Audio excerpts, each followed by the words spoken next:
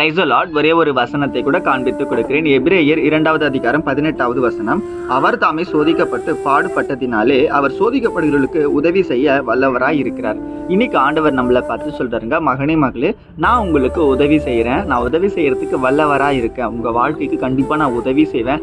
எந்த பிரச்சனை வந்தாலும், எந்த போராட்டம் வந்தாலும், எந்த வியாதி வந்தாலும், உனக்கு எந்த கஷ்டம் வந்தாலும், மகனே மகளே, உனக்கு நான் உதவி செய்யறேன்ப்பா, நீ உதவியை என்கிட்ட கேளுன்னு சொல்லி இன்னைக்கு ஆண்டவர் நம்மளை பார்த்தங்க சொல்றாரு. ஏன் அப்படின்னா, உனக்கு வந்த எல்லா பிரச்சனையும் எனக்கும் வந்துச்சு. அந்த பிரச்சனையை நான் ஃபேஸ் பண்ணி நான் ஜெயிச்சு வந்துட்டேன். என்னுடைய பிள்ளையாருக்கு நீ கண்டிப்பா ஜெயிக்கணும், அதுக்கு நான் உனக்கு உதவி செய்வேன். அதுக்கு தான் சங்கீதக்காரன் சொல்றாரு, ஆபத்து காலத்துல என்னை நோக்கி கூப்பிடு, நான் உன்னை விடுவிப்பேன்னு சொல்லி ஆண்டவர் அவருக்கு சொன்னார். பார்த்தீங்களா? அதே போல ஆபத்து காலத்துல அவர் கூப்பிட்டாரு, ஆண்டவர் அவருக்கு உதவி செஞ்சாரு. நீங்களும் ஆபத்து காலத்துல ஆண்டவர் நோக்கி கூப்பிடுறீங்களா? எப்படிங்க கூப்பிடுறதுனா ஃபோன் பண்ணி கூப்பிடுறதா? மச்சான் எனக்கு ஒரு கூகுள் பேல ஒரு 100 ரூபாய் அனுப்பிச்சு விடு, அம்மா ஹெல்ப் பண்ணுங்க, அப்பா ஹெல்ப் பண்ணுங்க, ஃப்ரெண்ட்ஸ் ஹெல்ப் பண்ணுங்கன்னு சொல்லி சொந்தக்காரங்க கிட்ட போய் ஹெல்ப் கேட்கறதா? உங்க பிரச்சனை மாறணும் அப்படின்னா நீங்க முழங்கால் படிட்டு ஜெபிக்கிற பிள்ளையா முதல்ல மாறணுங்க.